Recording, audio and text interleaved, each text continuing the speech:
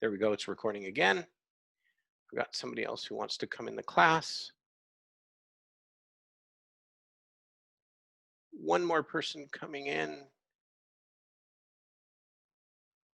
Oh, that's not good. I'm pressing admit and it's not admitting them. There we go. Okay, so we're up to 12 of us at least. So a couple more people might come straggling in at one point. Um, as we go forward in this class, today we're going to chat some. We're going to have a brief lecture. We'll go over the syllabus, but that's about what we're going to try and accomplish.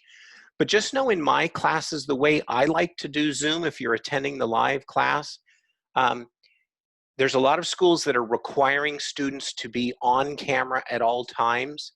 I'd really like you to be on camera. It makes for a better teaching experience for me. I like seeing your faces there, but I don't require it. If for any reason it's not appropriate, if you have other people, younger brothers and sisters, I don't think in this class we're going to talk about anything very sensitive, though in some of my classes, when we talk about ethics, we might talk about, sex or gender or things like that. And sometimes that could be a little bit iffy if you got younger brothers and sisters in class or maybe grandma or something.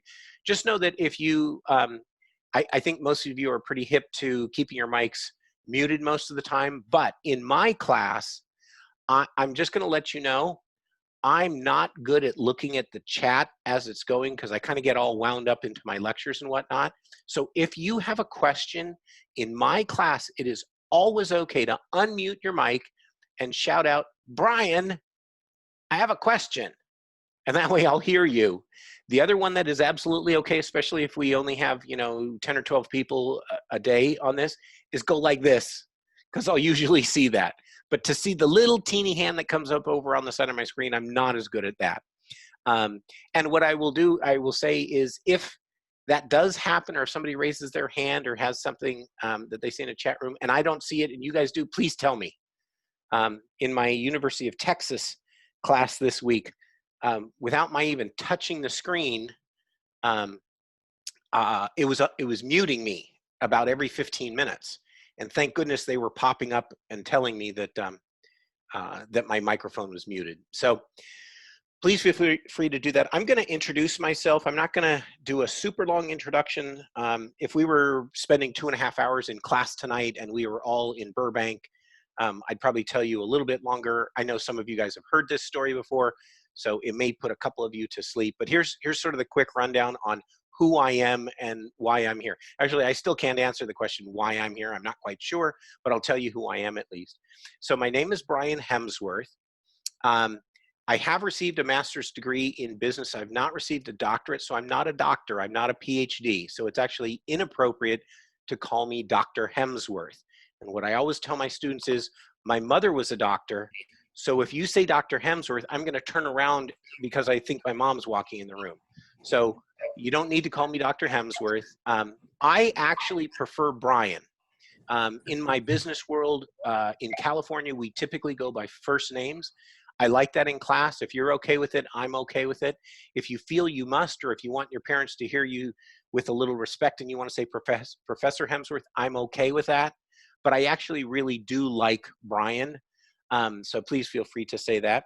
Born and raised in Los Angeles, out on the west side. My parents were from the Midwest. They had a couple kids back there. 1 month before I was born, they moved out to California from Indianapolis. That was in the very last quarter of 1959. So technically I'm a baby boomer, even though I'm way at the tail end of that. Grew up on the west side, went to San Diego State. I had applied to UCLA. I got into UCLA. My brother had gone to UCLA a couple years ahead of me, and he hated it. And he told me stories about 200 and 300 people in a class, and I just didn't want that. So I decided I would go to San Diego State. My parents said, Brian, have you decided which school you want to go to? And I said, yes, San Diego State. They said, well, didn't you get into UCLA? And I said, yes. They said, well, isn't it a better school? And I said, yes. They said, then why do you want to go to San Diego State? And I said, because UCLA is 10 minutes that way and San Diego State is 2 hours that way. And I wanted to go to San Diego State, live away from home. And, I majored in beer and girls for a year and, then finally kind of got my act together. In fact, I'll even just give you one more quick sidebar on that one. I had to send my transcripts to the University of Texas to teach this class this semester. And I hadn't looked at my undergraduate transcripts. In graduate school, I got straight A's, so that was easy. But I looked at my undergrad ones, which are really hard to get during COVID. And so it took me a couple weeks, and I finally got an what they call it, an uncertified copy of my undergraduate transcripts. And I looked at them and I thought, oh my gosh, what a slacker I was as an undergrad. And my daughter looked at it and she goes, I can't believe all the C's you got. And I was like, I can't either. I don't remember getting that many C's, but my first year or two, I was pretty darn average. And I kind of cleaned up my act when I was a junior. And I did make the dean's list a couple of times. And I finally got my GP up over 3.0. But I had a couple rougher years. And it's funny how I didn't remember that. I completely blocked that out of my memory. It's a lot easier to remember. In grad school, I got straight A's. But so I went to San Diego State. I moved back to Los Angeles afterwards. I worked in entertainment for a brief while. In production, I had been a film major, but I always really liked advertising. I sent out about 80 resumes my senior semester, my spring semester as a senior. And back then, you actually, typed a letter, folded them, put them in an envelope. There was no such thing as the internet, no such thing as personal computers then. And I sent out 80 resumes. I got 2 responses. Both said no. One said, literally, like in the letter, said, we're not hiring. And the other said, thank you very much for applying, but right now we're not hiring. And 78 of them didn't respond at all. But about just shy of 6 months later, I got a call from Gray Advertising. And they said, we got your resume a while back. We're not sure if you're still looking for a job, but we have a job we think you're right for. Would you like to come in and interview for it? And I said, yes, and I did. And they offered me a job, and I took it. And I ended up loving working in advertising. And I worked in the TV commercial production department, and I was actually in a business capacity there. But I worked also with the new business team, the president of the company, the senior vice president of the company, the creative director, the media director. So I would travel with them to go to new business pitches. And the reason they had me was I was carrying all their stuff. Back then, we traveled with reel-to-reel tapes, with 3/4-inch videotapes, with big portfolio bags full of artwork. And so they didn't carry them. The kid carried them. And so that was me. And I learned these guys were really smart and they were brilliant at marketing. And so I kind of wanted to be that guy. And I worked my way into being a producer and a copywriter. Then I got a job offer to go to another company as a producer, and I kind of had stars in my eyes at the time. So I went with it. That lasted about 3 years, but it wasn't a great gig. I left there. I ended up working in magazines for a while. So I worked on bicycle magazines for about 7 years. I launched a mountain bike magazine in the 1980s. And in the mid-1990s, I got fired from that job. My boss said we had to cut salaries on my team. And I had done that for him just the year before. And I didn't really want to do it again. So I fought him on it. And we went back and forth for a couple of weeks. And he finally said, either you cut him or you're fired. And I said, I'm not going to cut him. And he said, then you're fired. And I said, okay. And I left that, and I didn't really have a job to go to, but I got hired by another publishing company as a marketing guy. And the good news was I got hired at double the salary that I left. So I realized I had kind of done the right thing. I was hired by a business publishing company, not a consumer. So we did business magazines. And during that time, I went back to school. I got an MBA, and I realized that I think I was pretty good at marketing. And I really liked that idea of being more in a consulting capacity. And so I was there for a couple of years. I got recruited away from that to go work at the Hollywood Reporter. Worked there for a year or two, didn't really love it, made great money, but really didn't like the work. I'm an early morning person. Nobody shows up there until 10:30, 11 o'clock. Almost everybody there smoked. Almost everybody there drank. Almost everybody there was divorced. Almost everybody there went out drinking every night after work, which sounds fun, but that's just not where I was. My wife and I, we were just starting our family at the time.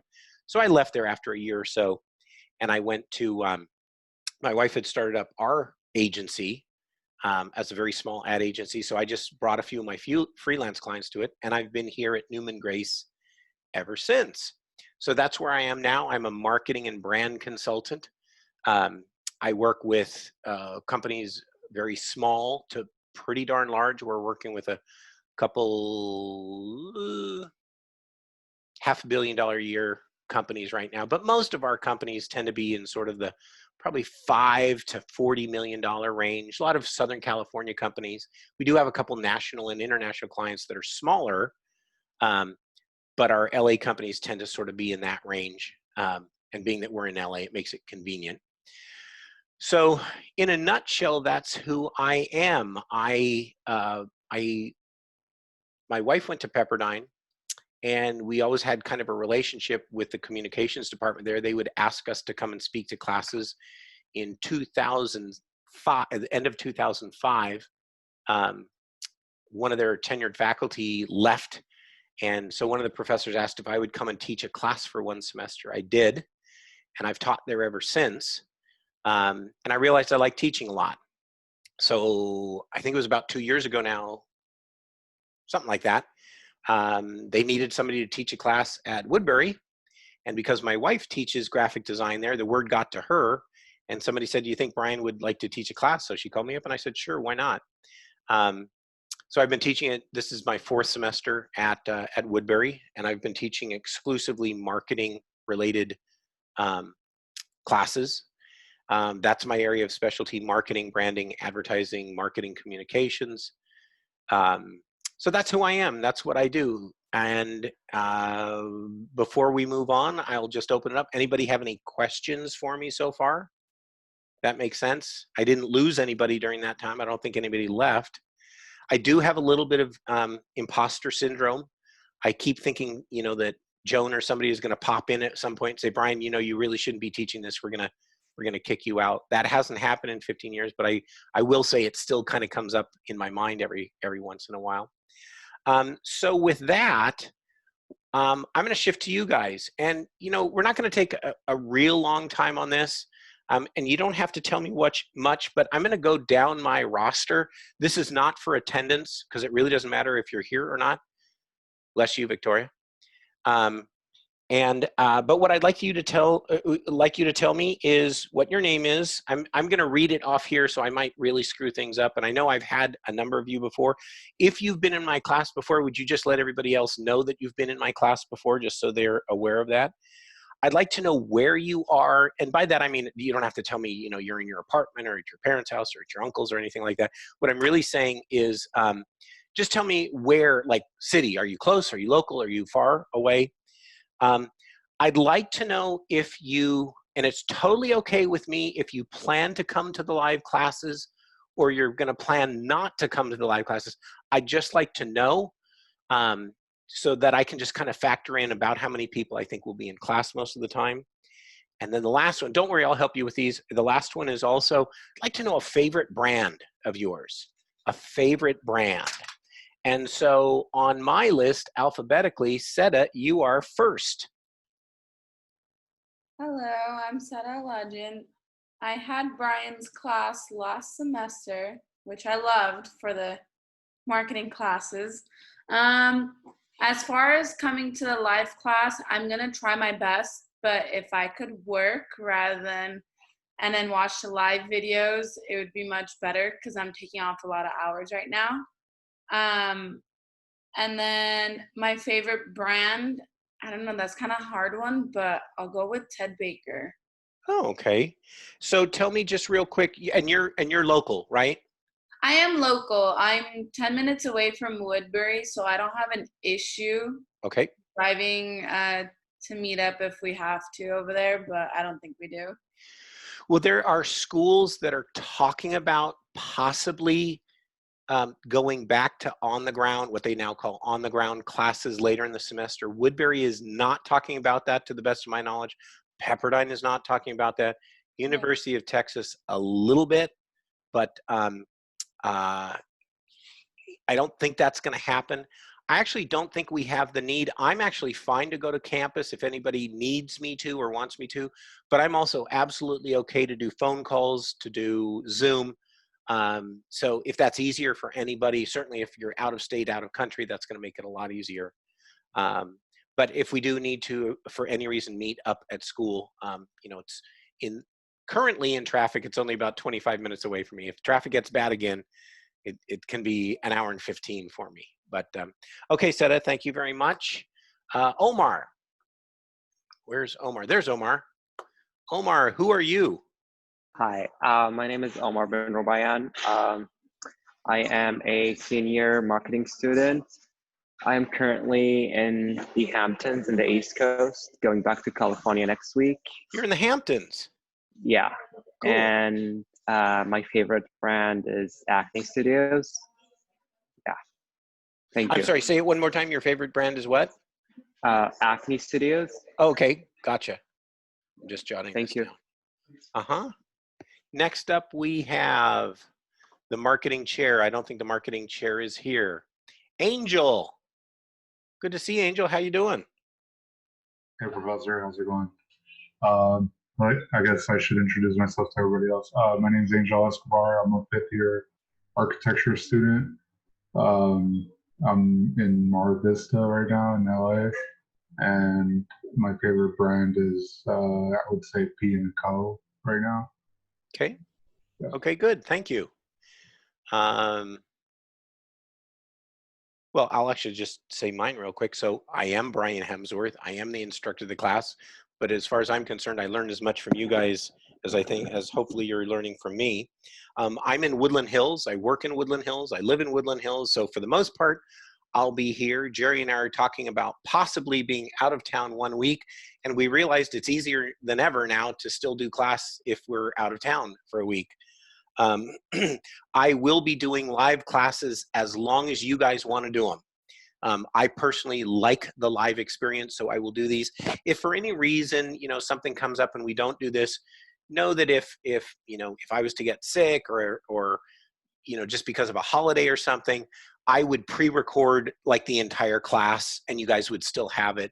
So not to worry about that, but I personally like, I like live classes. Yeah, Angel. I guess I forgot to say that I do plan on attending the live classes. Okay, good. Thank you for that. Favorite brand, I guess, you know, I don't really feel like I'm a fanboy, but I'd have to say Apple is one of those that I like. I like the products. I like how they brand. I think they've done a good job of branding, so that's probably the one for me. Victoria, you moved on my screen. There you are. Hi, hello Hi. everyone. I think I know everyone here actually. My name is Victoria Karavetian. I'm currently in Glendale, California, unfortunately.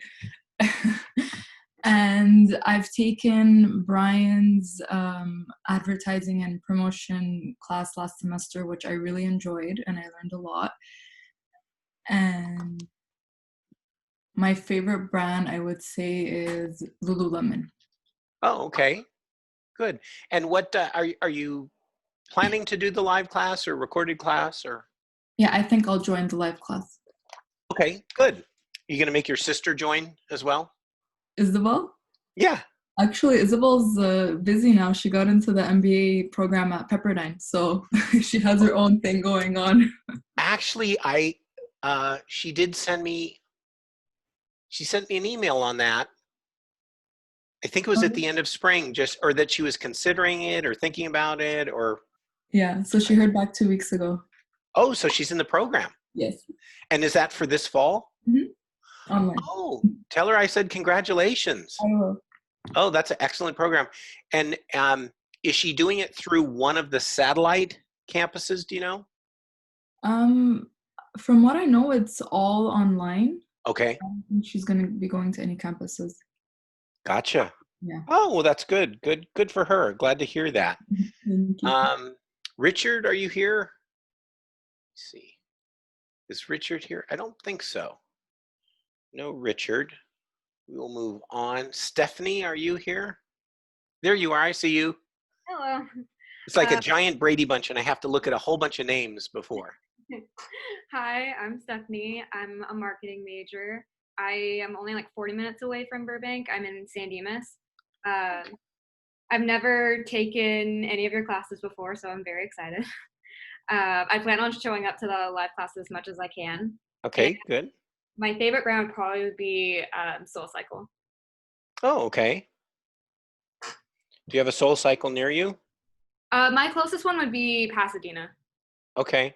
So were you doing that on the way to school or on the way back from school? Yeah, I lived on campus. I got a scholarship, so I just took that and put it towards like the dorm experience. So I moved in, and then I would go to Pasadena like maybe once a week before classes. Oh, okay. Okay. So you live in San Dimas, so to us that means back east. Yeah, basically. No. Pretty much anything the other side of Pasadena, I think, might as well be New York for us. Yeah, right? no one knows that. I'm like, it's okay. It's just like Santa Barbara is the borderline of Southern California. Everything else is Northern California, Washington, or Oregon.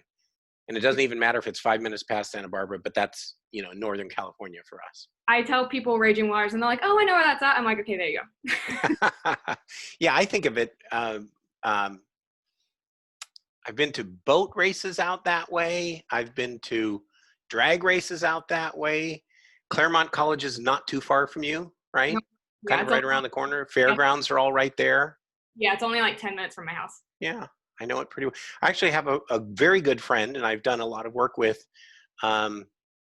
a gentleman who is on the San Dimas Board of Education. Nice. I actually just had coffee with him in Pasadena a week or so ago. Well, I'm glad you're in the class. So I'm going to ask a question of those who haven't had me in a couple minutes, and that's a question just for people who have not had me. But Stephanie, I'm glad you're here. And next up is it Ravi? Am I saying that correctly? Yeah, it's Ravi. Hi, Ravi. How are you? Good. So who are you? My name's Ravi. It's my last year at Woodbury. I'm a marketing major. Okay. I used to live in Burbank right near school, but then I moved to Huntington Beach to be a little closer to the beach while classes were online. Gotcha. And is that where you are now? Yeah, that's where I'm at right now. I'm like going back between here and Maryland because I'm originally from Maryland. I came out to California to go to Woodbury. Uh-huh. But my family's in Maryland, so I go back and forth between Maryland and here. Have you been back during the pandemic? Yeah, I actually, my last lease that I had in Burbank ended in May. So I was home from May to August, like the first week of August. And then I just moved here like 2 weeks ago. Gotcha. So I've been like setting my apartment up and stuff and just getting settled down here. How's that been traveling back east? It was cool. It's kind of interesting how like the different airlines like do different stuff. Like when I flew there on my way home, I took United and there was like no one in the middle seats on the way there. But then on the way back, I flew like Southwest and like the whole plane was just packed. And I was like, oh wow. And it's just like everything everywhere is kind of scary. But like, I don't know. It was cool. It wasn't that crazy. Good. Well, Yeah. I'm glad you're in the class, and you're planning on doing live or recorded most of the time. What was that? I'm sorry. Are you planning on doing the live class like we are right now, or are you going to be watching the recorded one more? I think I missed that part of class. I'm sorry. Is that an option to like be live or do it recorded? Well, so what we're doing is we will, unless most people don't want to do this, be doing a live class like we are right now, but it does get recorded. So if for any reason you can't come, you can always watch the recorded. Okay. My personal opinion is the live class is a better learning experience because we might be discussing things that's easier to do in person. But Yeah. I've set up this class so you do not have to come to it. As I mentioned before class, even if we do an assignment in class, there will always be a mirrored assignment that you can do outside of class. Okay. Yeah. No, definitely. I definitely plan on attending the live version. Okay. Like, debating if I'm going like between here and Maryland, the time difference is kind of different. So if Yeah. I ever am in Maryland, like I'll try to catch the recording. But I definitely, for the most part, if I can, I'll definitely try to Okay. catch the live one. And what's your favorite brand? Apple. Apple. Okay. Another Apple fan like me. Yeah. Okay. Thank you, Robbie. Let me go to my Course. list over here. Montserrat. Am I saying that correctly? It was really close. But I also go by Monty if that's easier for you. Monty. Okay. But tell me how it correctly would be said. Montserrat. Montserrat. Mhm. Emphasis is a little bit different than I said. Yeah. Yeah. Okay, but you go by Monty, or at least it's okay to go by Monty. Yeah. Okay, very good. Tell me a little bit about yourself. So I'm a marketing major. Never have had your class, obviously.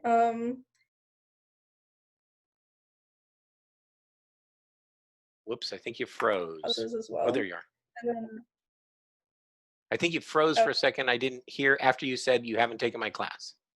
yeah, so I'm in LA right now, and I'll probably be attending most of the live classes. Okay. And in regards to my favorite brand, I'd have to say Nike. Ah, good one. Very good. Well, I'm glad you're in the class. And just what part of LA are you in? Downtown. Okay, downtown area. Very good. I've heard that, what did I hear? I've heard that even more SC students are living in downtown now than are living anywhere closer to SC. So it sounds like that downtown is going to be a pretty popular area, I think, with students this semester. Kevin. Hi guys, my name is Kevin. I'm a fashion marketing major. I'm currently in my junior year here at Woodbury. I'm from North Hollywood. I've lived here most of my life. I've obviously never taken your class, but as for my favorite brand, I'd probably say Burberry. Okay. And so you're from North Hollywood, so you're from a long way away from Woodbury, a great distance from Woodbury. A very great distance. And are you thinking that you're going to want to do more of the live classes or more of the recorded? I'll probably attend the live classes unless something like an emergency would come up. Okay.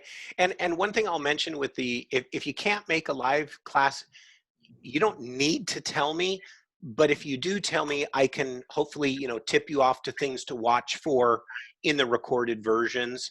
For example, if you were doing, if somebody missed tonight, I'd tell you, the first 45 minutes is us finding out who's in the class, and the lecture probably won't start till about 8 o'clock. But I'd be able to sort of tip you off to things like that. So if you guys can't make it for any reason and you want to check in with me, that's absolutely okay. Thank you, Kevin. And we'll move on to, I'm going to take a stab at this. Is it Andrea or Andrea? It's Andrea. Andrea, okay. Andrea, got it. Tell me a little bit about yourself. Okay, so I'm in my 4th year. I'm a fashion marketing student, but my emphasis is in data analytics, and that's where I currently have my internship that I just got. My hours are kind of all over the place, but I'm pretty sure I can come to every class meeting unless something comes up. But So yeah. data analytics in fashion marketing. Mm-hmm. Tell me what kind of data you're working on. So for my job, the emphasis is in marketing for a movie firm. It's not in fashion, but it's because in fashion marketing, they accepted it. Yeah, I'm working with like a firm that Disney uses. And so we kind of just figure out how to make the campaign for the movie go viral using AI and things like that. So it's very cool. I've done it for like a month now and learned a lot. It's very nice. So. Oh, I'll want to hear more about that. That sounds very cool. Yeah, and so now I'm gonna apply to grad schools, and Pepperdine's one of my options. So very good. Pepperdine's strong over here, but I grew up in Pasadena, and then I'm currently in Glendale, though, so very close to Woodbury. Okay, good, Yeah. Good. And did you tell me favorite brand? No, I would say Aloe Yoga because we're a lot of athleisure, especially during this time. Gotcha. Yeah. Okay. Yeah, I haven't worn long pants in 4 months. So I've adopted a whole new style. I put on a collared shirt for you guys this evening. I was in a very shabby t-shirt up until just before class, and this is about all I could muster. I thought I had my nicer shirt here at the office, but I didn't. But at least you guys got a collared shirt, so I feel like I'm a little bit dressed for you guys. Andrea, thank you very much. Marie, are you here? Marie? Yes. Hi, Professor Brian. Sorry, I That's wanted okay. to turn off my IC. My name is Marie Vanyan, but I like to go with Mar, if that's Mar, okay with you. Will do. And I'm 3 units away from being a senior, but so I'll probably become a senior while class. Okay. I decided to take 21 units. Wow. So yes, because I want to, I'd like to be able to graduate by spring. So I have these big goals. So I'm going to do, of course, my best to attend every class because I like it. And if I miss it, I may just miss it because I have a test or I'm really overwhelmed with something, and I'll let you know before that. Sounds good. And I live in Glendale, and my favorite brand, I like Apple, but I'm going to pick Adidas because I like Adidas. I think I really like that brand. Okay, great. Good luck with the 21 units. Thank you. I did that one semester as an undergrad, and that was when I was trying to clean up my act and boost my GPA, so my parents didn't make me have to go home. And it was a challenging semester, but I got through. I had to really buckle down, and I wasn't very good at that. So that was the semester that I learned, kind of learned how to learn again. Yeah. But I wish you luck on that. Thank you very much. Louisa. Hi everyone, my name is Louisa and I've had Brian before, so I had him last semester in the advertising class. And I plan on attending the live sessions. I'm local, I'm in Glendale. And my favorite brand, I'm not really a brand loyal person, so I don't really have one, but right now I really like Drunk Elephant. I think their colors are fun, so it puts me in a good mood. What is Drunk Elephant? Skincare. I know I've heard of that, but I couldn't have told you what it was. It's skincare. They do a lot of like moisturizers and like face masks. They recently expanded into like hair care. What is it about that brand that you like? I like the colors. It puts me in a, like, it's very bright, and it's kind of silly that it's called Drunk Elephant, but it's like the company culture is silly. Cool. I like it. Very good. Well, I'm glad you're back in one of my classes. I'm glad I didn't scare you away. And it looks like we have one more, Kathleen. Kathleen, oh, there you are. I see you. Yes, I go by Kat. By Kat, okay. Yes, and I'm like blanking on the questions, but I think I will be attending all these live sessions. I'm in North Hollywood. Am I forgetting? What am I forgetting? Well, just also, so where are you in school? What's your major? Oh, I'm a 4th year fashion marketing major. Okay. I love so many brands. It's hard for me to narrow it down. I was going to say Nike just because I really love everything they're doing right now. But also, if I had to pick another one, I could. Levi's is a brand I'm pretty loyal to for jeans. Okay. I'm still pretty loyal. I've been loyal to Levi's for a long time. They're great. Did I miss anybody? I think I got everybody. Anybody else? No, it looks like I think we got everybody. Well, thanks you guys. I appreciate your chatting with me about that. It sounds like most of you want to do the live most of the time, so we're going to plan on that. For those of you that have had me before, I'm not really quite sure how we did in the spring. I think we were all kind of in survival mode, just trying to get through the semester, trying to figure out a lot of the online stuff, figuring out Zoom, figuring out Ring, figuring out how we're going to do tests and whatnot. Before I get into the syllabus and we talk about the class, I'll tell you what, we're going to target to get probably pretty close to 8 o'clock, take a short break, and then we'll come back to our brief lecture. I'll talk about a homework assignment, and then we'll be done for the night. So before I get into the syllabus and sort of my teaching style, I want to just have fun here for a second. So those of you that have had me before, please don't answer a question yet. For those that have not had me before, what have you heard about me or my classes? I'll go first. That's Okay. okay. Yeah. Last semester you passed by and you said hi. I was sitting on the bench with a friend and he was like, he's a great professor. So that was the only thing. Yeah. Well, that's nice to hear. I was probably just, trying to suck up and get a good evaluation at that point. So no, it's always nice to hear. Nice to hear when people say that. I'm sure it's not always what people hear. And keep in mind, I say this in every class I teach, I really value two things above all. One is honesty and the other is effort. So I tend to reward people for effort in my class, which is why you'll find we have a fair amount of homework assignments, but they tend to not be very long or very difficult. But I'm going to do them frequently. And so I kind of reward you for doing them. I'm not always looking for you to do them extremely well, because I think of marketing as sort of like going to the gym, and it's a muscle that you need to keep exercising. And that's part of my teaching philosophy.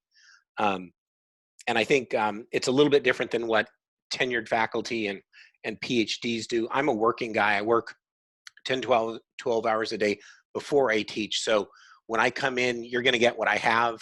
You're going to get stories about work. I do like theory, but I tend to zone in on the theories that I think are really important for us. And I don't want to bore you with the details on the others. What has anybody else heard about me or my classes? Anything? That's it? Nothing else?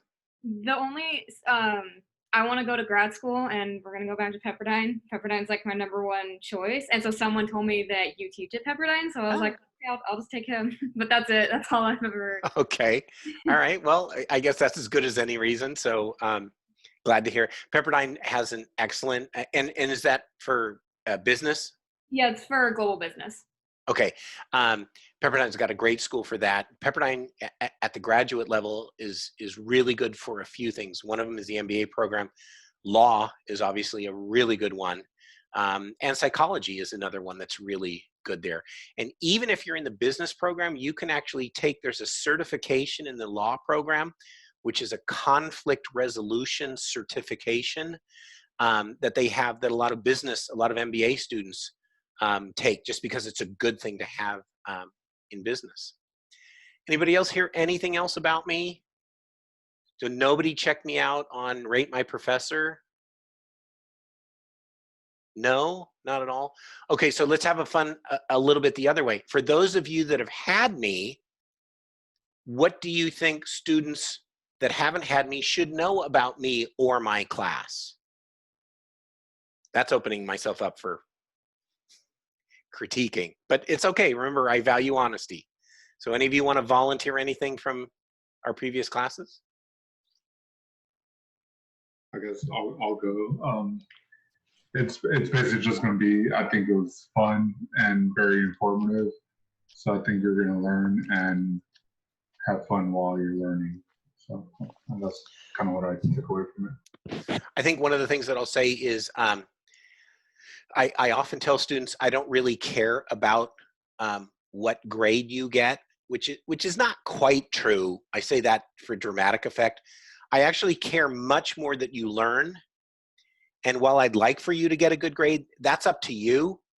But what I really hope is if you ever work for somebody I know, the biggest compliment to me would be, wow, they were, a grade higher.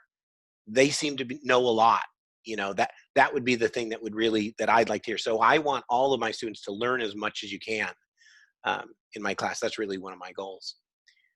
What else? What else about me? Come on, you guys, this is supposed to be fun. Well, I mean, I've heard a lot from Jerry before I took your class last semester, but I know Jerry's my wife, for those that don't know. She teaches graphic design. I'm a graphic design major. I forgot to say that. But what I know is to be honest, and if you really don't understand something, ask questions and don't be shy. Okay. Anything else? Louisa, what are you going to tell everybody about me? I mean, you're just like a really straightforward professor. Like there's no hiding. It's all like clear and straightforward. So as long as you do the work and you understand and you like put effort into it, you're gonna be fine. Okay, I think that's pretty fair. I think that's pretty fair. Victoria, what about you?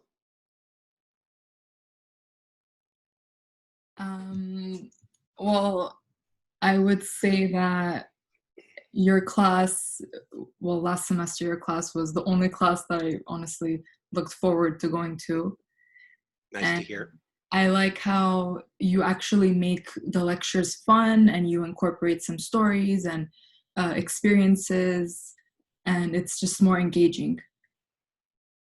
It's nice to hear. That my real goal for this semester is to try and keep this class as engaging as possible, as long into the semester as possible. I've been in a number of groups online all summer, and we're all concerned about the same things. How do you keep students engaged? And it's going to be very difficult. And we're all expecting, everybody's kind of on a high at the start of the semester, and then we're going to have Zoom fatigue later on. So I'm going to work very hard at trying to do that. Probably have a couple guest speakers coming in this semester. What's really nice is since we're doing it by Zoom, I'm going to have people in. One of them's in New York, I think. One of them actually, I think, is Orange County. But we have a couple people that are brand specialists that'll be speaking to us, try and keep things a little bit fresh. In terms of things like tests, I thought somebody might mention that. Nobody mentioned that, but I'll tell you, for things like tests, I always do a review before a midterm, and I always do a review before finals. For those that have taken my class, would you say attending the review is a good thing or a not good thing? A good thing? I try my best to be honest and upfront. I usually don't know exactly what I'm going to test on during the review, but the review actually helps me get in my mind what I'm going to test on. So I'll try to tell you as much as I can. This is a really good thing to know for a test. So I'll do my best at doing that. Okay, so we're going to jump into the syllabus in a minute, but let me ask this. It's about 7 minutes before 8 o'clock. I just realized I need to get a different charger on my laptop, which would only take me a minute, but can I see by a show of hands? I'm going to ask if you'd like to take a 7-minute break now, or a 7-minute break, or a 1-minute break right now and a 7-minute break in 15 minutes. Who would like to just go ahead and take a 7-minute break right now by a show of hands? That's almost everybody. I guess we're going to take about a 7 or 8 minute break right now. My clock says it is 7:54. So let's start back here at 8:01. I will start talking again about the syllabus. We'll follow that with the discussion of our first lecture. I'll give you guys a couple assignments, and that'll be it for tonight. So I'm going to mute my camera while I go get my power cord. I'm going to mute my audio, but I will turn them back on at about 8:01, 8:02, and we'll get started. So I'll see you guys then.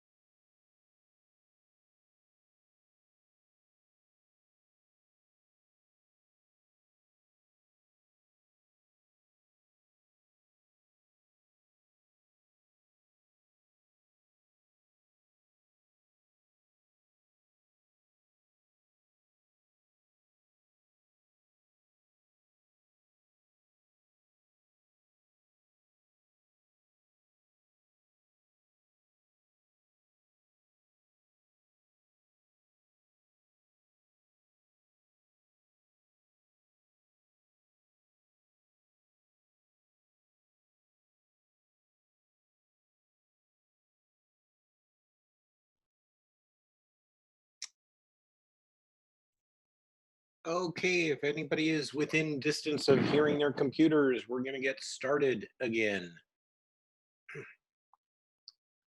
Mar waited patiently the entire time. And everybody else is coming back in. Oops, Victoria looks like she was bumped out.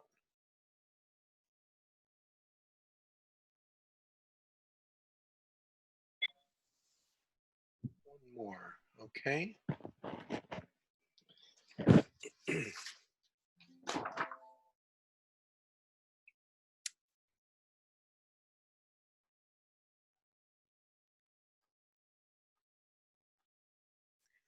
Okay, so excuse me, let's get started. We're just going to kind of go over some of the basics on the syllabus. As I said before, in terms of attendance, there is nothing to check. I'm not going to be checking on attendance. The only thing that I would ask of you is if you think you are not going to stay in the class, let me know. Ordinarily, I would do attendance the first 2 weeks, and that would determine who's going to be in the class. If you're not going to be in the class, just let me know. But I won't be taking attendance ever, at least not officially, for any kind of attendance record. I will typically have office hours an hour before this class. I will make myself available to answer questions after class. And I've listed 2 other times during the week that I will be having office hours. So I'm sort of letting all my students from all my classes know they kind of get access to all of them. So you'll find those on the syllabus. I gave you my office phone number and my extension. Probably the best way to get me is email most of the time. I used to give out my business email, but I found out that was actually sort of not what the schools want. And it could actually be a FERPA violation. So when we converse about school stuff, we are supposed to do it on the Woodbury email. So I've got that one there. But no, if you've ever got an emergency or something happening with class, it's absolutely okay to call me. Just know if we're ever talking much about class, I'll probably ask that you write down questions on email. And that's just because new regulations are saying that students and teachers are supposed to use university devices for that. I don't have a university phone, so you can always call me on the phone. You're just more likely going to get me via email. I do check my Woodbury email at least once a day, usually 2 or 3 times a day during the week, maybe once or twice over the weekend, so you can get me there. But know that the phone number and the extension that I've got listed, you can also always call me on that. So this class will be remote. We're not going to meet at Woodbury at all, unless things get really good and we want to go have a party there. We will meet at this time on Thursdays from 7 to 9:30. Like I said, I don't think we're going to get to 9:30 very often. I'm going to try my best not to, because I will give you a couple little things to do, like watching videos apart from class, and I want to give you some time on that to be fair to your time. This class, so if you want to know sort of what we're doing, stick to the learning outcomes, if you will. I want you to learn sort of professional entry-level knowledge about brand theory and about brand equity.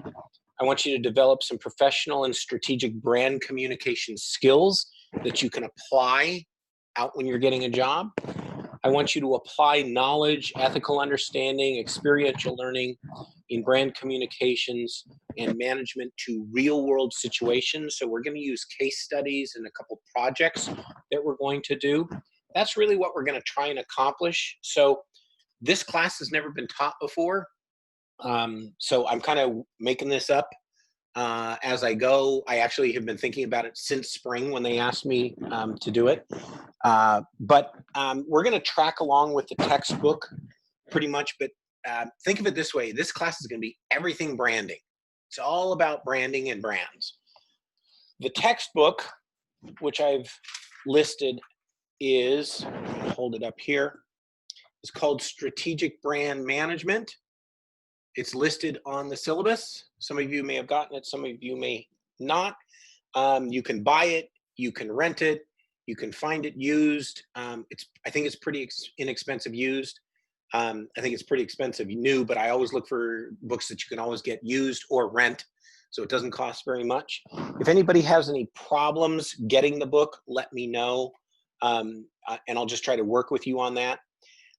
Something I'm going to do to help with the textbook company, Pearson, gives me PowerPoints for the book. I'm not a big PowerPoint guy. When I teach in class, I like to teach using whiteboards and interaction with students. I find that very challenging in Zoom and in Ring Central. So you will see me doing more PowerPoints. The students that have had me before, you'll see me doing more PowerPoints than I typically do. And as a courtesy to you guys, sorry, something from Woodbury keeps coming in on email. As a courtesy to you guys, I will post all of the PowerPoint to each chapter as we go through them. I will tell you that the PowerPoints are, for my first look at it, it's all text. So they're not like really pretty PowerPoints. They're almost more like chapter summaries, and they're pretty extensive. But while I use that somewhat, I like to create my own, and I like to, I focus on the things I really want you to know. So there's extra stuff in those chapters that we maybe won't be talking about, maybe won't be testing on. But as a courtesy to you guys, I will be posting those. I'll always post them after the lecture, but I'm going to give it to you. I'm an open source learning kind of guy. If I have it, I give it to you. I never liked professors when I was in school that kind of had that approach of, I'm really smart and you're not, and I'm going to give you a little bit of education here. I'm the complete opposite. I want to give you everything I got. So I'm going to put the PowerPoints up there. Those PowerPoints, I think it would be wise to get the textbook, but I'll tell you for the next week or two, if you don't have the textbook, the PowerPoints will go a long way. And for this week, I will probably give you chapters, not only chapter 1, which was an assignment for this week, but chapters 2 and 3 for next week as well. I'll just go ahead and post those up there so you guys will have a bunch of information. Another thing that I used to not do as much is post other resources. I'll post those throughout the semester. There's a number of things that I've developed here at Newman Grace, some branding exercises that we do here. I'll post those for you guys. So if we talk about them in class, know that the things, and sorry, the caffeine was kicking in again and I was starting to talk too fast. The PowerPoints that I do on my own, which you'll see, they're colorful. I will also post those.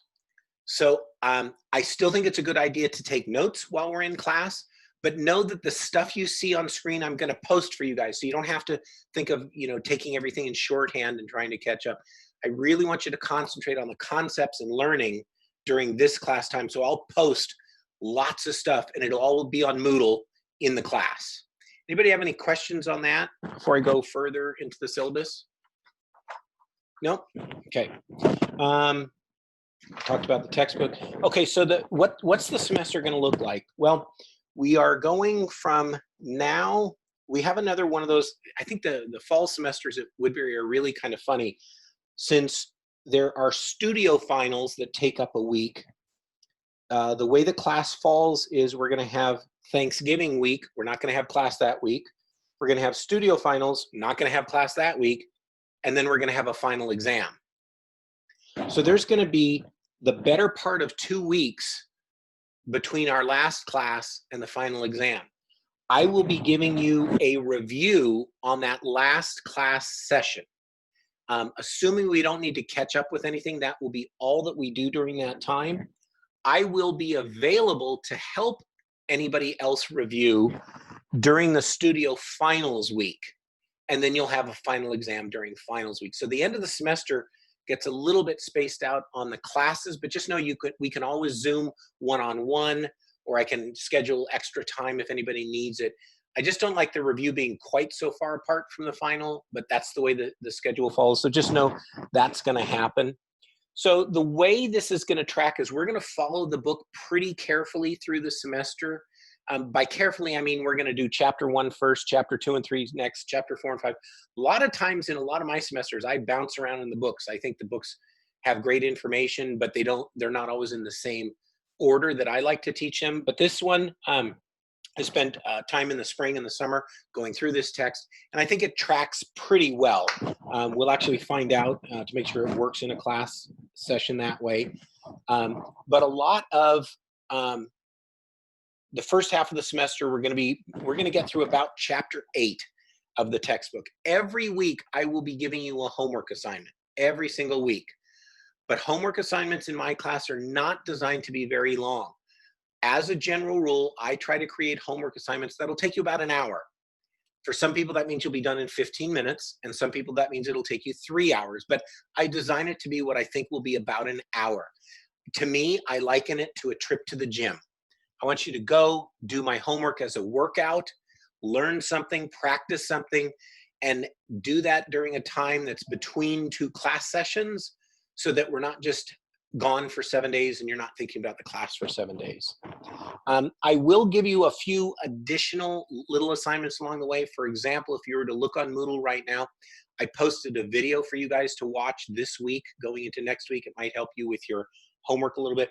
These are not going to be most of the time long videos. If I do a TED Talk, it might be 15, 20 minutes.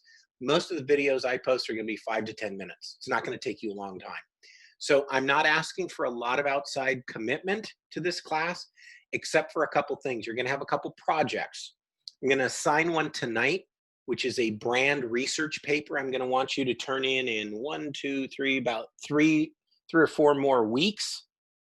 That's a brand research paper. I'm going to ask that you do a book report in the beginning of the second half of the semester, and you're going to have one big brand project.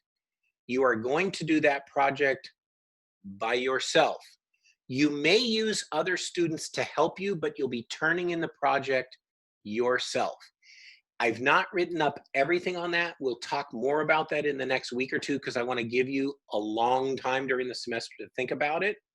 But in a nutshell, you are going to create a brand during this class. So we're going to walk through sort of the process. How do you do it? How do you name it? What are the elements of a brand? What's important in a brand? How does that influence the way you create a strategy and how you market yourself? So each of you will be creating a brand from scratch, and you'll be presenting that at the end of the semester. So you're not going to be finding a company and rebranding them. You're going to be branding a product or service yourself. If any of you have any entrepreneurial spirit, you can do something that you're interested in. Those of you that are in particular areas, architecture, design, fashion marketing, you are more than welcome to do things that are in your particular area of study or interest. I like people to do projects on things they like and want to learn more about. I think it makes for better projects. I think it makes for better learning. So those are kind of the big things during the semester. Any questions on any of that so far? We'll talk about much, much more during the semester, but that's a quick overview. Any questions on that? No? Okay, we'll keep going. So much like most of my classes, not all, but most of them, I create a private Facebook group. I tend to like this more than I like discussion boards on things like Moodle, or at the other schools I use Courses. I use another program that's called Galaxy, and I don't love those discussion boards, so I create a private Facebook group. I've posted a page. Let me just make sure that I did post that page on Moodle. Still have the rosters and your pictures up. Yes, I have posted that on this week on Moodle. Basically, what you're going to do is you're going to go into that. I've given you a link and I've given you the name. All you need to do, if you don't have a Facebook account, open one up. It's free. If you do it in a name that is not your name, just send me an email that says, Brian, this is the name I use on Facebook. That's totally okay. You're going to request to join the group. I'm going to let you into the group. Once you're in the group, only us in class can see anything on that Facebook page. The world cannot see it. At the end of the semester, I delete it. So it's just for us to use for discussions during the semester. I'm going to ask for you to post 3 either articles or brand analyses during the first half of the semester and 3 more in the second half of the semester. I'm also just going to ask that you comment on anybody else's post at least once a week. I'll go ahead and put a couple posts up there. When I talk about a brand analysis, I'm talking about a paragraph. I'm talking about maybe you have a brand that you like. You may have mentioned it this evening, and you might simply just say, hey, here's a brand that I really like, and here's why. I like their colors. I like their logos. I like the way they stand behind their product. What do you guys think? And you just open the door for other people to say, I like it too, or I don't like it, or I think it's strong, or I think your competitors are strong. Again, I look at marketing as being like exercise, and you need to keep working out.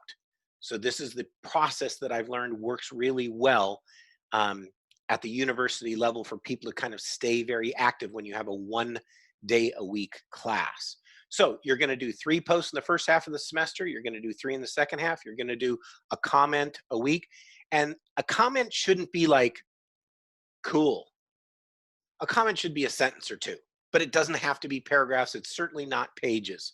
You should be able to do these posts in 15 minutes. You should be able to comment in 5 minutes or less. So shouldn't take a lot. Just know every week I want you to check in. The way you're going to turn that in is every time you do a post or a comment, just shoot a quick screenshot of that when it comes time for it to be due, which is basically the midterm and the final. You're just going to throw those on like a Word document for me, and you're going to turn it in. That's it. Just with those 3 articles and what's probably going to be about 5 comments. You're going to turn that in, and if you turn them in and they're decent, you'll get full credit for it. Make sense? Any questions on that? So that's going to be kind of our ongoing thing. Now, I'm also going to use it for another thing, and that will start as soon as this. Oh, yeah, Mar? Brian, on the Facebook group, can we just participate as much as we want, or you just want us to do the 2 or 3? Like, if we like, we want to comment on everybody's post. You can comment on anything you want to. I'm glad you asked that question. Please do not limit yourselves. Okay. I'd like it to be free flowing. I even like discussions that go back and forth. Okay, because that way we're not like forced that, oh, we did our 3 comments. We kind of just, because I check my Facebook every day. So if I'm part of that group and there's something and I make a comment, then I don't need to worry if I did it or not. Okay, good. Yeah, thanks. I love that. Okay. So when Louisa posts something and nobody has commented on it, and you see that and you feel sorry for her, then you can post on that, even if you've already commented on somebody else's. Okay, perfect. Thanks. Now,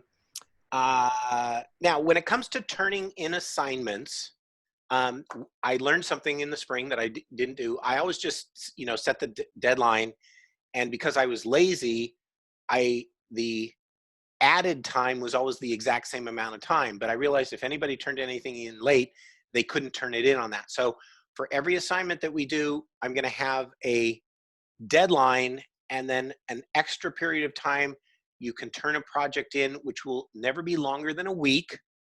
And if you turn it in late, it will be marked down, but you will be able to turn it in for 1 week. So if you get behind on anything, you have a little bit of makeup time, but you're not going to have a whole semester. You can't turn things in the beginning of the semester, at the end of the semester. I want you to keep up with it.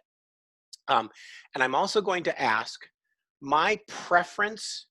I've asked, I think, on all the assignments that you send me document files. To me, the best document files for me will be Word documents or PDF files. I don't like Google Docs. The most problems I have had with student papers have always been Google Docs because the sharing setup or settings were not set correctly, either on the student's end or on my end. So what I'd really like is Word documents and PDFs whenever possible.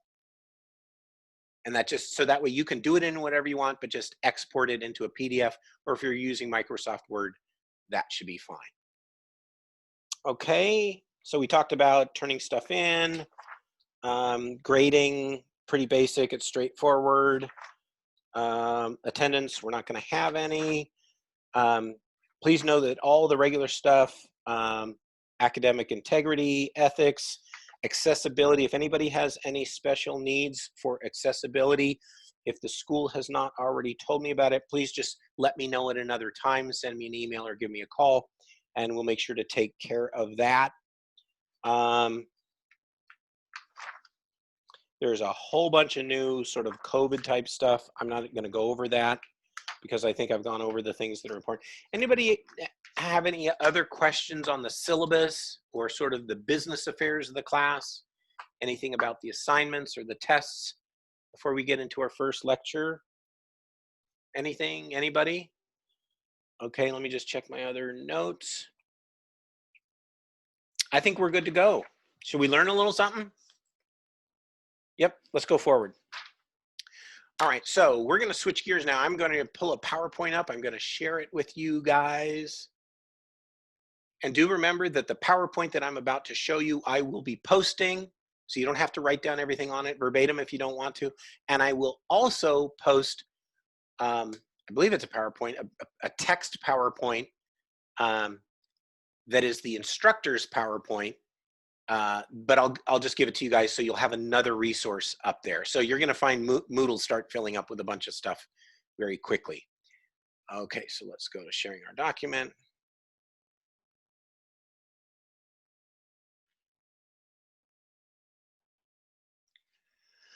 Okay, can somebody just shout out to me? Can you see the slide that says, what is a brand? Yes, thank you. Thanks, Angel, appreciate that. So this PowerPoint right now is going to track along with the very first chapter. It's an introductory chapter. We're going to lay a little bit of groundwork. I want to get a few of the terms down that we can all kind of agree on. We won't have a homework assignment on something I'm about to mention, but it's something I'd like you to think about this week. And that is actually a definition for branding. We're going to work on that, I think, a little bit together. But let's get through some of the basics on this right now. So we want to look at what brands are. I have a typo on there, why they are important, and how they fit into a business strategy. We just want to sort of lay the groundwork here. So as we look at branding, I don't spend a lot of time in history in my classes. I don't test a lot on history. If I ask a question on history, it might be one question. I believe the present is much more important. And learning a little bit about history is okay, but only if it brings us forward, only if it helps us move forward. But I thought this is a little bit interesting. So we actually know the concept of branding has been around for not only centuries, but really millennia. It's really been around somewhere in the neighborhood of 1,000 to 2,000 years that we know we have seen branding in use. The term branding that we use in English actually comes from an old Norse term, a Scandinavian language term that means to burn or to burn into something. So when we think of branding and branding a cow, and we actually burn a mark into them, that's really from that original Nordic word that we now know as branding. One of the most common early types of branding that people refer to is stonemasons. And stonemasons, like the little picture here, if you go back, most of this is probably somewhere between 200 and 700 years ago, something like that. Don't worry, that would never be on a test. But the guys that chipped away rock and created bricks and stones to build walls, to build castles, they learned over time that, you know, somebody could say, I built 400 bricks, and somebody else said, well, I did 300, but they might have only had 500 there, so they knew somebody was lying. So they had stonemasons carve a little mark in every one of them that they did to identify that they did it.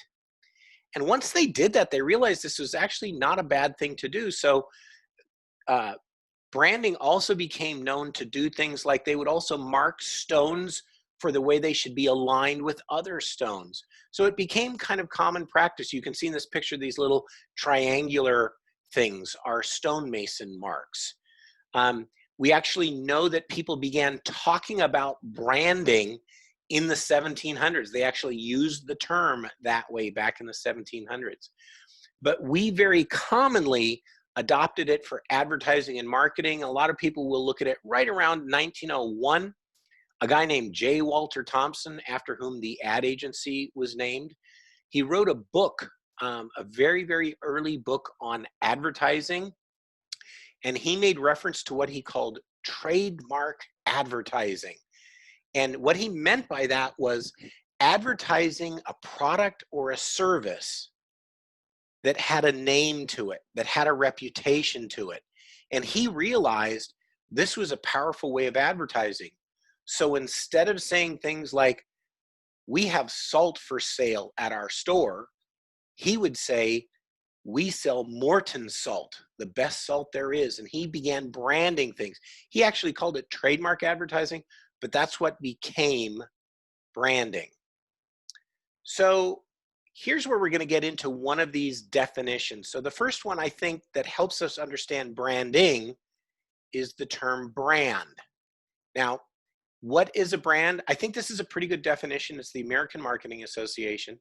A brand is a name, a term, a design, a symbol, or any other feature that identifies one seller's good or service as distinct from those of other sellers. I don't have a chart in this, but I often do this in class. Maybe I'll show you a chart of this next week. But I often sort of refer to the umbrella of marketing and advertising. So those of you that are in a lot of marketing classes, you should know by this time that all advertising is marketing, but not all marketing is advertising. There's many types of marketing. Advertising is just one area of that. Well, if you go back about 40 years, the term branding fell underneath the umbrella of marketing and advertising. And branding was simply synonymous with things like a logo. But branding started to become much more prevalent and much more powerful during that time. I was at Gray Advertising in 1981 when the whole theory of branding really was taking hold. Young and Rubicam was very active in it. Gray Advertising was very active in it. And we really became an industry that valued the concept of branding. But if we talk about a brand in the singular form, we're really talking about sort of this thing. And the one thing about the American Marketing Association is this definition is a little bit old. And I actually don't even know when they wrote this, but it's old in terms of the concept. You notice this still says a brand is a name, a term, a design, a symbol, or any other feature that identifies one seller's good or a service as distinct from others. But what we've learned is a brand is more than just those outward mannerisms. So let's take a look at a definition of branding. We're going to look at a couple of them, and I'm not going to ask you to memorize these yet, but I want you to just sort of think about these and process these. So here's one of them. Branding is the art of aligning what you want people to think about your company with what people actually do think about your company, and vice versa. So the idea here is Jay Baer brought in the concept of, oh, this has to do with what people think about. So 40 years ago, when we talked about branding, that was basically synonymous with making a logo, choosing colors, creating a sign for your business. Branding, that's what you did, branding. You made a logo. Okay, we're done branding. But we've learned it's actually much more than that. So look at this one again. Branding is the art of aligning what you want people to think about your company with what people actually do think about your company. You know, that's not bad. I kind of like that. I like what this says because it makes us have to deal with what people think. So a question that comes up typically right about now is a brand what you say it is, or is a brand what somebody thinks it is, a customer? So I'm just curious if anybody wants to take a stab at answering that question. Just go ahead and open your mic and let me know what you think. Is a brand what a brand says it is, or is a brand what a customer thinks it is?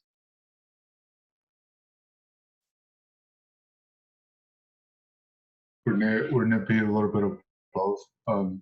So like the brand is they create like a feeling of what they want people to think, and then people start influencing the brand to further that like aura of a particular brand. So I would say yes. Absolutely, it is a combination of both. If you think about it, if all we do is tell people what a brand is and we don't care what they think, well, then we're just kind of throwing stuff out there and hoping it works.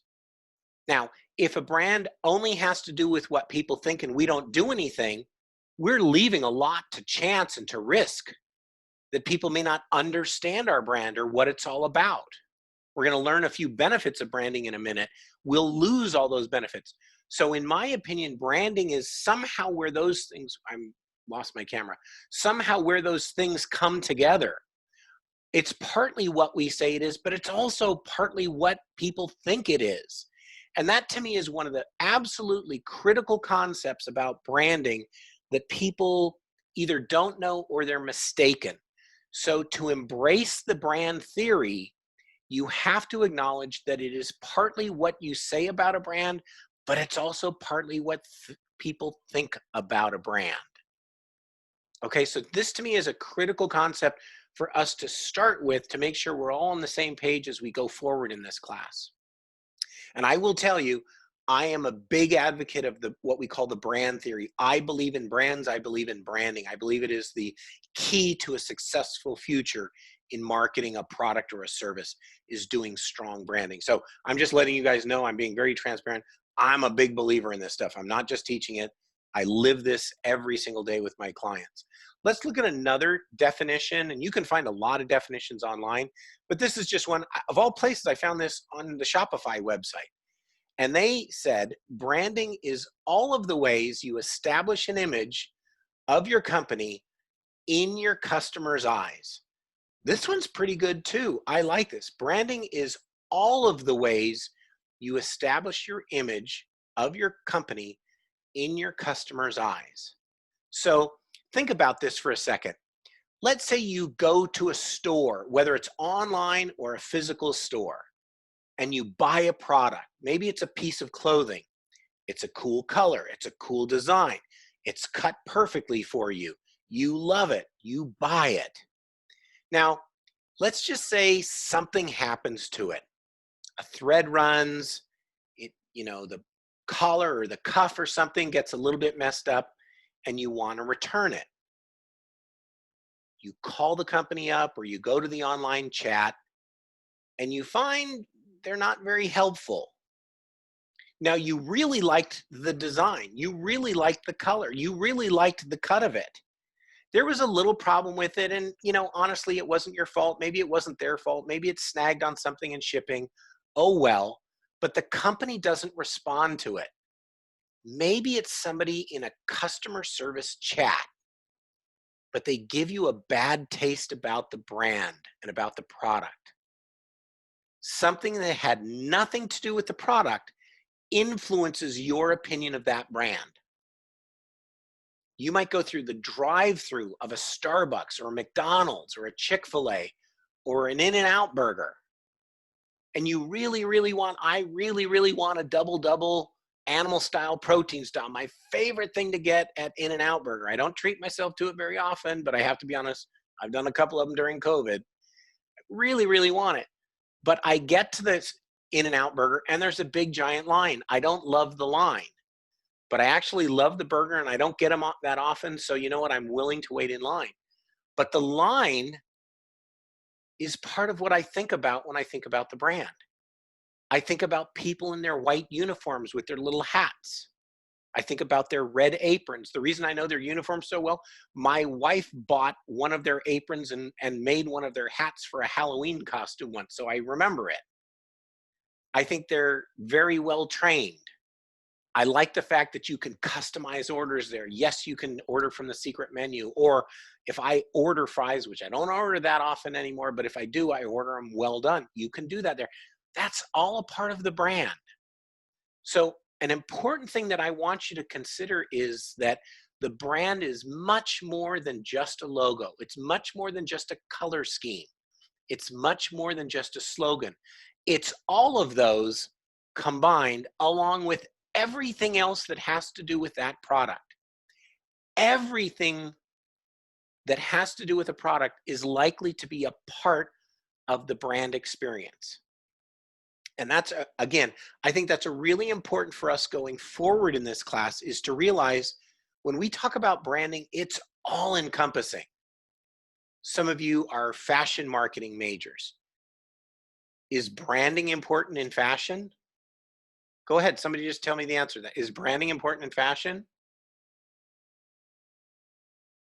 Yes. Yes. Arguably more so than in almost any other industry. Probably not more so, but it certainly is more so than a lot of industries. A lot of clothing is actually almost a commodity product, but the brand completely transforms it. What in heaven's name makes a handful of square inches of leather, which costs us $15, what transforms that into $1,100 shoes? My wife could tell you, my daughter could tell you, the only thing I know is that the brand adds a lot of value to that. So we see the value of brands in a lot of products, a lot of luxury goods, fashion goods. We see it in computer products. We see it in automobiles. But if you really start thinking about it, you'll see it in almost every category of products. We sometimes have commodity products. One of the favorite ones, I've already mentioned it once, Morton salt. Most of the time when you go to the store and you want salt, if you were to ask somebody what kind of salt do you want, what brand, they could probably only mention one. Maybe a foodie could mention two. But I can tell you an awful lot of people would say, I don't know, I just need some salt. I'll get Ralph's brand salt. But I know a lot of people say, well, I'll get Morton's. And I'll say, but isn't it the same? Salt is salt, right? It's an element. And they'll say, yeah, but I like the brand. I've never had bad salt. It seems to work fine. I'll pay a little bit more for the brand. That's the power of branding.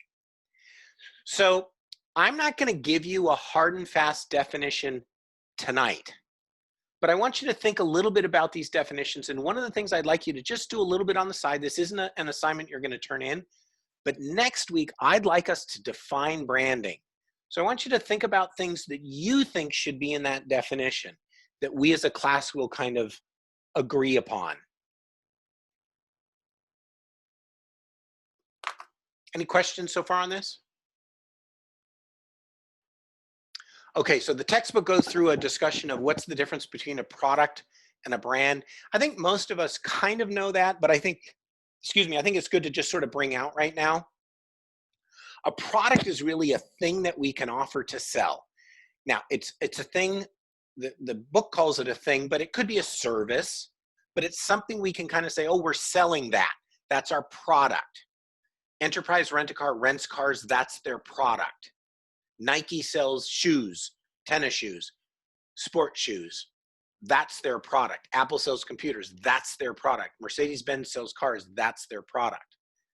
But a brand is really more than just the product. It's differentiators. It's things that make that product different from something else. It's symbols. It's ideas. It's even things like emotions. Can anybody think of a brand that they have an emotional attachment to? A brand that you maybe have some kind of emotional attachment to? I have one. I always have to buy Hertz ketchup. By which kind of ketchup? Hey, I can't even think of the name of it right now, but it starts with an H. Is it Hertz? Heinz? Heinz. Now, why is it that you have such an attachment to Heinz? I don't know, but I just always am like, that's the best ketchup. So you don't buy the Walmart brand of ketchup. You buy the full-on Heinz 57, I actually think it's called. Yeah. So you've got some kind of attachment to that. Have you always used Heinz? Yeah. Did your parents have Heinz in the house when you were a kid? Yeah, that was the only kind they bought also. So one of the things that we'll find is there's different reasons why we might have attachments. Sometimes it's from a good experience. Sometimes it's as simple as that's what we have known. For a lot of college students, when they start looking at buying cars on their own, getting insurance on their own, using services on their own, we often fall back on, well, this is what we used when I was a kid, what my parents used, it must be pretty good. And that's valid. Now, a lot of companies would say, I'd like you to taste test Hunt's, or I'd like you to taste test, some other brand of ketchup. But you have good reason for wanting it. So know that there's lots of things that go into a brand. It's much more than just a product. Some of the things related to a brand can be tangible, some can be intangible. So for example, if I say the brand Home Depot, what color pops into your mind? Orange. Orange. Orange is a color that we associate with the Home Depot brand. If I talk about the brand Louis Vuitton, what kind of quality does your brain think when I say Louis Vuitton? High quality. Higher quality. So sometimes we associate very tangible things like a color or a physical thing that we can touch about a brand. And sometimes it's a little more intangible. I just like their quality. Well, that's very subjective, but it's still valid as to why you like that brand. So know that as we go through this, brands are associated with products and services, but they really become bigger. They're more than just the products. So I want you to sort of create this new view of branding in your minds as we go forward. And what I'm actually going to quote to you here is from a book that was written in the late 70s, I think, first. So we're talking 40 years old, but the thinking on this was extremely new at the time. Al Reese and Jack Trout wrote a book called Positioning. And these guys are two of my marketing heroes, really, really smart guys. You can buy new versions of Positioning, but if you were to go on Amazon and find a paperback, you could probably find it for 99 cents. I highly recommend that you read this book. I think I may have even mentioned it last semester. It's just one of those books I think everybody in marketing should read. Let me just check something here real quick. I think everybody should read it. And the big thing that Reese and Trout did, now they use the word positioning. For our purposes, I want you to think branding whenever I say positioning here on this definition. But the big difference that they said is positioning is something that actually happens in the mind. So let's look at this quote. Positioning is not what you do to a product. Positioning is what you do to the mind of the prospect. That is, you position the product in the mind of the prospect. Think about that for a minute. Let's just read this again, but insert the word branding. Branding is not what you do to a product. Branding is what you do to the mind of the prospect. That is, you position the product, that is, you brand the product in the mind of the prospect. And that, in my opinion, is sort of a new way of looking at branding. It takes it far beyond just a logo, far beyond just a color palette. And it creates this bigger idea of it. So if I go back to our notes and I say, for example, a couple of you said Nike. Kat and Monty, you guys both happen to mention Nike.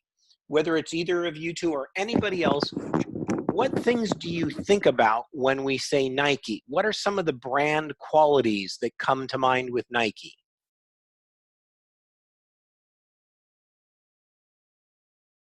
Anyone?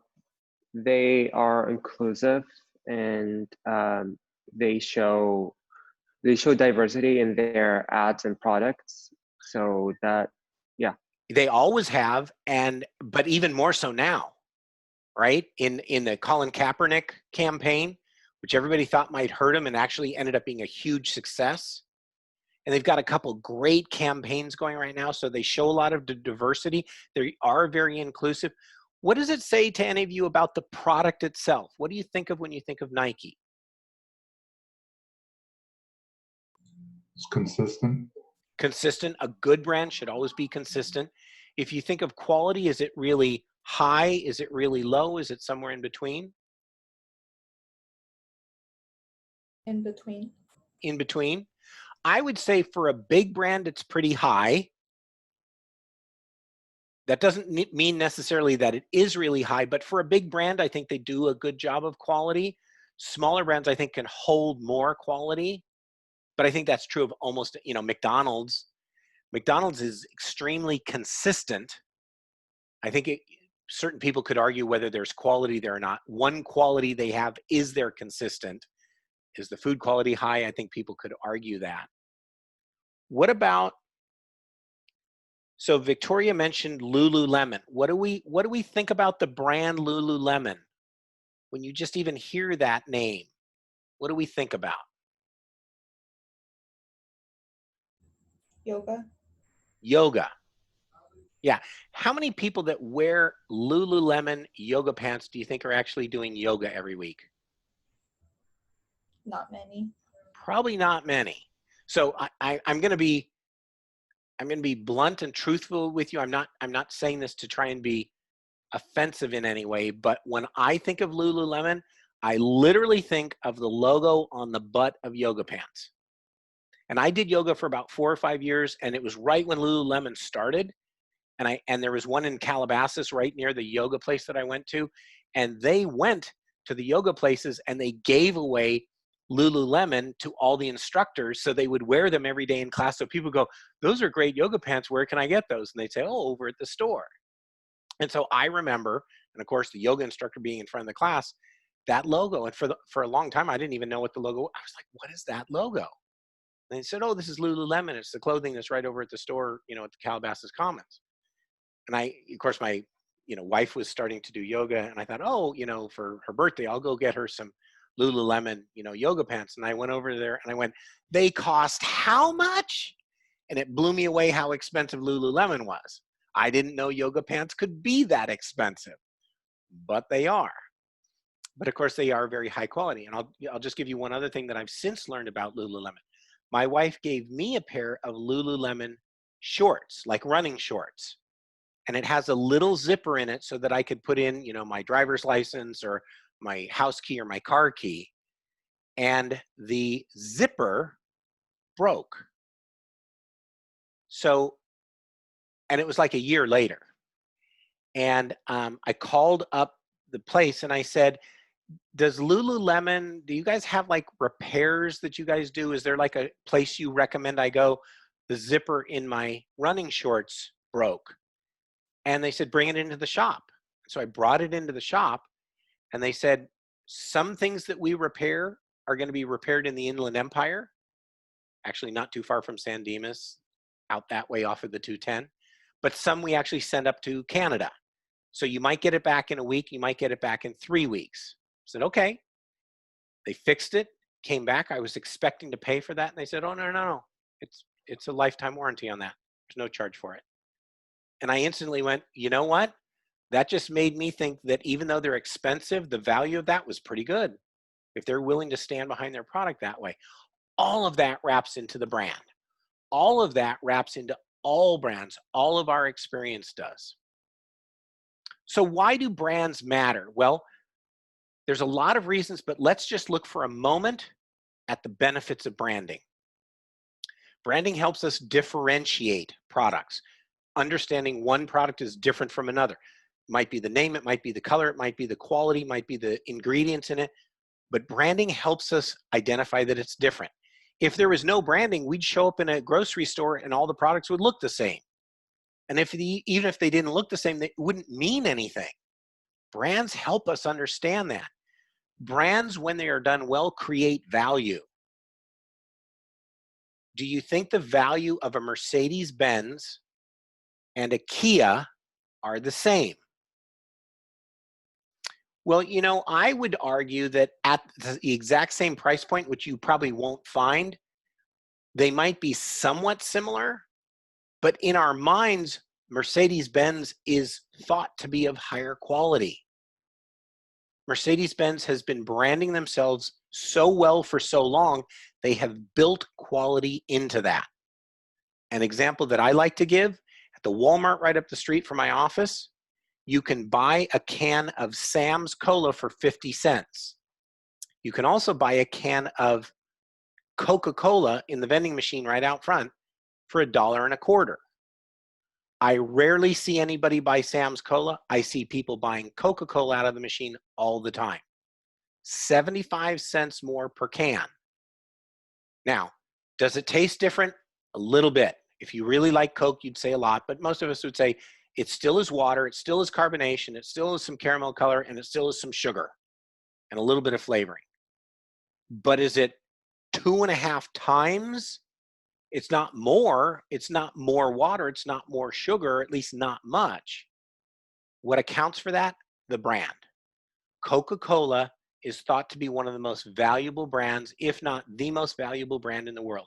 Some people have said that when you do a valuation of Coca-Cola, somewhere in the neighborhood of $80 to $90 billion of its value is strictly in the brand alone. Not in their canneries, not in their bottling plants, not in the buildings they own, not in their inventory, just in their brand. Just in their brand. That's worth a lot. That means if somebody buys it, you're going to pay that much before you ever pay for those buildings. Many, many, many, many billions of dollars. What else is a benefit? Well, we sort of get an idea of the source or credibility of a product. We may not even know much about them, but if we know the name, we feel like we're a little familiar with them. Oh, I've seen that brand before. I think maybe I'll buy that one. Buying a brand or having a strong brand reduces the risk of buying something you don't know. If I want to go get tennis shoes for my daughter, you know, when she was in high school and she was on the tennis team, if I wanted to get her tennis shoes, and at the store I went to, I didn't recognize other brands, but I recognized, oh, Nike's got some pretty cool shoes literally to play tennis in. Well, then it reduces my risk and say, well, I'm not gambling. That's Nike. They must be good shoes. Good brands also sort of reflect a promise. And I'll talk about this more a little bit later in the semester, but I believe brands all have promises. What is the promise of a brand like Apple? Anybody want to take a stab at that? What does Apple promise us? Simplicity. Simplicity is definitely part of it. I'll just add a little bit to that. I think simplicity in technology. And they usually do it in kind of an elegant or cool way. So when you buy an Apple product, it's usually pretty cool. It's pretty simple to use, pretty easy to use. Might be a little bit expensive compared to like a PC product or an Android product. But we sort of get that. And so as soon as Apple comes out with another product, in our minds, they've kind of made a promise to it. Well, that's going to be pretty cool and pretty simple and solve a technology problem. They've sort of made that promise to us in their brand. Mercedes-Benz makes that promise. BMW says the ultimate driving machine. You don't buy a BMW thinking it's just going to be like another car. You're thinking it's going to be a pretty nice car to drive. That's a promise. By having a brand, you reduce search time. It's easier. I go to 7-Eleven, right? And I, go and I look for bottles of water. During the hot summer months, I go every day in the afternoon and I ask who around the office. We actually don't have many people around the office right now, but who needs a cold drink?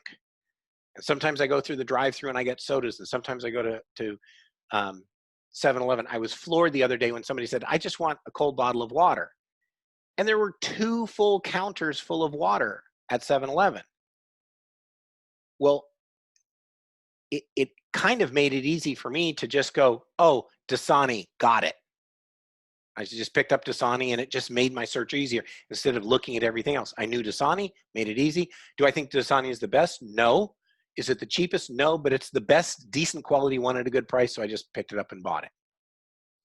Branding can also prompt customer loyalty or repeat purchases. If somebody buys it and they have a decent experience with it, it's real easy for them to buy the brand again when they recognize the brand. And just one more, and there are other reasons, but this is just a handful. You can do what we call brand extensions. If Mercedes-Benz wants to go into trucks or vans, they kind of carry that Mercedes brand with them when they go into that. And then they carry the goodwill of that brand into trucks and vans. We're seeing that right now. The lady that came to our house, when my mother-in-law passed away, Jerry inherited 2 cats. We already have a cat at our house, so the 2 cats live at our office. And she had to hire a cat clipper person, grooming person, to come and, cut their long hair.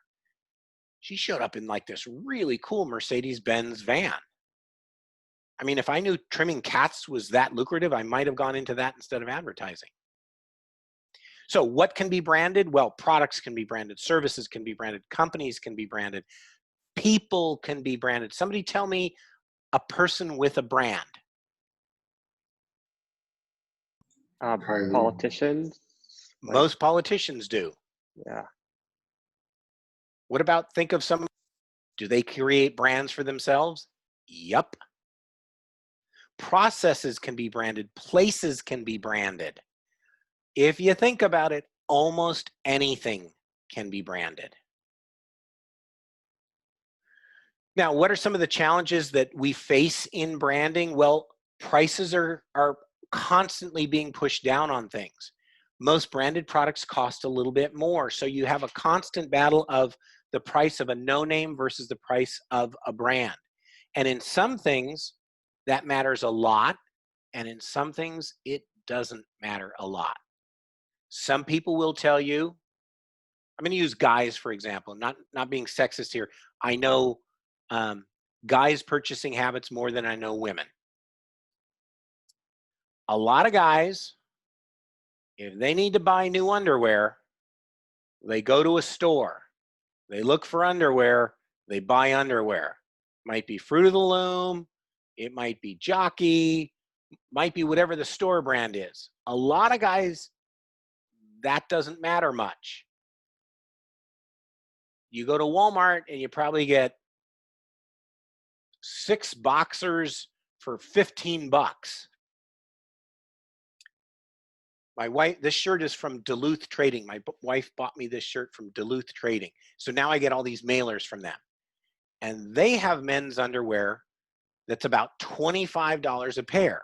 And of course, being a typical guy, my brain says, what the hell could be in that underwear? I can buy 6 at Walmart for the price of one of those. Well, I don't understand the specifics of that. And that price pressure lives in that zone. So the more a brand gets stronger, the more it can justify a higher price. And the non-branded stuff lives down in the competitive zone. Know that also in today's business world, competitors can pop up from anywhere at almost any time. If I want to create a brand right now, so I have my bicycle client makes bicycles in Taiwan, in China, in Cambodia, and in Bangladesh. If I wanted to create my own brand right now, I could go to any one of those factories, write them a check for about $40,000, tell them I want it to be Hemsworth bicycles, and in 60 days, I would have a container full of Hemsworth bicycles. It's pretty easy. Global markets have opened up, which means some people get stronger in other places. Competitors can come from anywhere. We can sell almost anywhere. That causes pressure on brands. There's also a tremendous amount of information out there. You guys can learn about brands with a few clicks on your computer or phone. If you think about it, 40 years ago, it was hard to learn about brands. You only learned about them in the store and by trying the product, but now you can do research on it. You can read reviews. There's a lot of information out there about brands now. And just know that we live in a very rapidly changing world. Trends change, fads change. Channels, and by channels what I mean is how you buy products is changing rapidly. You can buy online, you can buy from a store, you can buy from a wholesaler, from a retailer. And media is changing. Television, online, over-the-top television, radio, satellite radio, cable radio, internet radio, print magazines, digital magazines. It's all changing very rapidly, and that has effects on brands, especially if they're entrenched in one type of media. And then two last things, and we'll be done with this. So one, brand equity. This is another term I just want to get out there early on in this semester. This is not a definition from your book. This is a definition that I have from another book, and I like this one. Brand equity, a set of brand assets or liabilities that add or detract from the value we assign to a product or service. So we're going to use this term a lot because we want to build brand equity. And by that, we mean if we build a brand well, it's a lot like a financial investment. You invest in a brand well, and it grows in value. But if you invest in a brand poorly, it reduces in value. And we refer to that as brand equity. So a company like Mercedes-Benz or Apple or Nike, some of our favorite brands, they have a lot of brand equity. That Sam's Cola I mentioned, not a lot of brand equity. It doesn't really bring anything much new to the party. And so don't worry about trying to get this one down, but this is a foreshadowing of where we're going. It's the end of chapter 1, and they introduce a strategic brand management process. They refer to this as strategic brand management as the design and implementation of marketing programs and activities to build, measure, and manage brand equity. So they just told you right there where we're going. We're going to learn about building, measuring, and managing brand equity. That's what this semester is about. So these are 4 things. Don't worry about trying to memorize this. We're going to spend the rest of the semester with this. But this sort of ends us in chapter 1. This is the end of our introduction. And with that, I will simply ask, does anybody have any questions on this? Anybody have any questions on anything in general that we've spoken of? No? Okay, so if you guys are okay with it, I'm going to very quickly go over a couple of our assignments and we'll be done. So we went a tad longer than I thought, but I'm going to wrap this up pretty quickly. So I already told you guys about the Facebook assignment, and that's not anything that you're necessarily going to turn in until the midterm, but you need to start going. So the first step on that is find the Facebook page, request to join it. I will approve you, and you're in. So that's the first one. Second one, homework for this week, homework that is due next week. This is a pretty easy one, but again, I want to get you to start thinking about brands. I call it good and bad brands. For this assignment, you are to examine 2 different brands. First, find and do a little research on a brand that you think is a strong brand.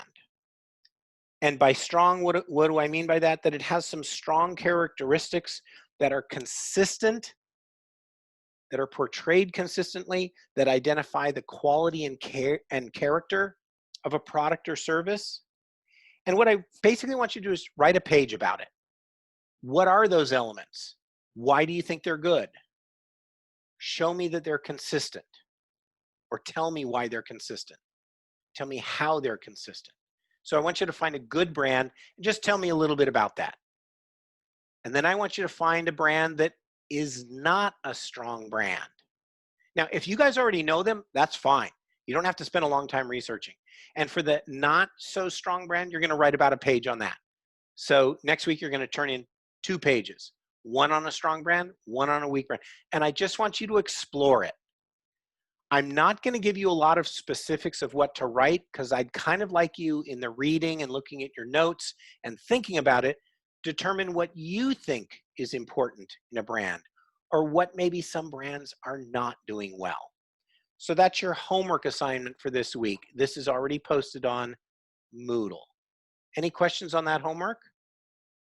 Okay, here's the last one, and it's a little bit bigger. Don't worry, we'll talk about this each of the next couple weeks, but since we only have about 3 or 4 weeks to get this one done, I wanted to get it launched tonight. I call this the brand research paper. In this assignment, you are going to research one brand in detail. This can be a brand that you like, can be a brand that you hate, can be a brand that you know very well, or one you don't know at all. That's totally up to you. my recommendation is pick one that you want to learn more about or that you really like.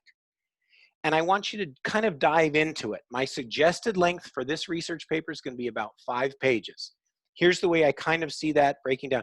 By the way, the brand should be recognizable to most people, so it should be kind of a big brand, a brand that we might know about. So if we discuss this in class, we'll understand it. I don't want it to be like a very small esoteric brand because I want you to be able to get research data on this. The brand should be at least 10 years old, so it has a little bit of a history. And ideally, it should be in kind of a competitive marketplace where it has rival brands. That would make an ideal research subject. So I want you to choose a brand. I'm going to tell you how you're going to claim that in just a minute. I want you to do a little bit of basic research on the history of the brand. Remember, I'm not talking about the products themselves. I'm talking about the brand. How did the brand come about? Where did it come from? How did it start? What did it look like? So that's the history of it. That's maybe a page. Don't write 3 pages on the history of the brand. Just maybe a page that summarizes it. And then I want you to tell me about what the brand is now, what the colors are, what the logo is, the language that they use maybe on their website or in their commercials. What kind of symbolism do they use? So what is that brand all about right now? And that might be a page or 2. I then want you to tell me how those elements of the brand translate into brand character or brand experience. So in other words, you could talk about Bank of America and you could talk about their logo that kind of almost looks like an American flag. And the colors they tend to use in Bank of America are red, white, and blue. So when you put those elements together and you maybe see a few of their commercials or hear their ads on the radio, what are they trying to tell you about the brand? What are they telling you without really just coming out and saying it? And then lastly, I kind of want you to just talk about the brand in the context of sort of the marketplace that they're in right now. In other words, if you were to do Bank of America, you might say, well, one of their big rivals is Wells Fargo. Another one is Chase. And those brands also might be strong. They might be similar. They might be very different. And I just want a little discussion on that. So if you kind of think of these 5 points and maybe a page, 3/4 of a page, page and a half for each one of those, that's 5 pages. That's what I'm looking for. So this is due September 24th. Here's how you're going to claim the topic for this, the brand. As soon as class is over, you can request to join the Facebook group. Once I approve you, I want you to do a post in the Facebook group that says something like, I want to do Apple computers for my research brand. As soon as you say you want to do Apple, nobody else in the class can do Apple. So whoever says Mercedes-Benz first gets Mercedes. Whoever says Nike first gets Nike. And you're going to do this on the Facebook group so everybody can see what everybody else is doing. Okay? So my suggestion is pick a brand pretty soon. And then, but now you have a few weeks to do some research on it. Any questions on that? Like I say, we'll talk about it more over the next couple weeks, but that's at least enough to get you guys started so you can pick one. Any questions? Any questions on anything at all? Well, with that, I'm going to say thank you guys for hanging in there tonight. Like I say, I went 10 minutes longer than I thought we'd go, so I apologize for that. But thanks for hanging in there. Thanks for participating. Thanks for keeping cameras on. Thanks for answering questions. I really do appreciate it. It makes it more fun for me to teach that way. If you guys have questions of me during the week, remember you can call me on the phone. You can email me. I'm here to help, or at least to try to help. If I don't have the answers, I can maybe find the answers for you. And with that, I will say, you guys, we are dismissed. I'm going to keep this open for just a few minutes if anybody has any questions for me. But other than that, you don't have to stick around. We are done for tonight. Thank you. Have a good night. Thank you. You too. Good seeing you guys. Professor, I have a question. Yes. Where's the syllabus posted? So it is, I've posted it on 2 places. I've posted it on Moodle and on the syllabus list on self-serve. Am I saying that right? There's a syllabus. School has asked me to post it in 2 places. What's that? Self-service, I think. Self-service. So I've Yeah. actually posted it in 2 places. Oh, I don't see it on Moodle. So I'll send it. previously I posted it on Moodle just in the first week, but it turns out they wanted me to post it. Now I have to try and find where it got posted again. Okay, Victoria, you know, when you're in his like section, right, that says marketing 3717, right? Oh, you're on mute. You're on mute. Yeah. Okay, so then at the top where it says like student portal, academic support, library, there's syllabus. So you hit that, that's the whole syllabus library for the whole school. Some teachers post it there instead of on their thing. And that's where it is. Okay, okay, I see it. I see it. And just so you know, I'm going to make one more pass at it and do just a few little corrections. I found a couple typos, anything major, but I'll probably do one more. And that last one, I will probably post in the first week on this. And I'll send an email to everybody to let them know that I'm doing that. Because this time I got to be honest, the first couple of classes I taught, I didn't follow any rules. I wasn't taking attendance. I posted the syllabus on Moodle, but I didn't post it on self-service. But this year I'm trying to play by the rules. I'm trying to do it correctly, but I will probably post one more slightly revised version.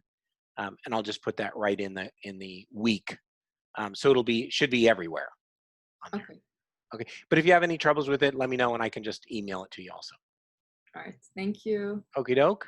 Okay. Anything else, you guys? I just had a general question because I know you had said to read the chapter, and I was wondering for the test, how, like, I know you're going to do a review, but how in depth do we have to do the chapters? Because as you were doing your PowerPoint, there were a lot of other things in the book, like definitions and like technical things. Is that kind of what the test is? I've never taken you before, so I was kind of wondering. Yeah, so it's a great question. It's a bit of a tough question to answer, Okay. but I try to bring out what I think are the most important points that we have time for in class. Mm-hmm. So it doesn't mean I will never ask anything that isn't talked about in class, but the majority of what I test on is what will be in the PowerPoint that I do in class and in that review. I do not try to trick students or test on trivia or minutia.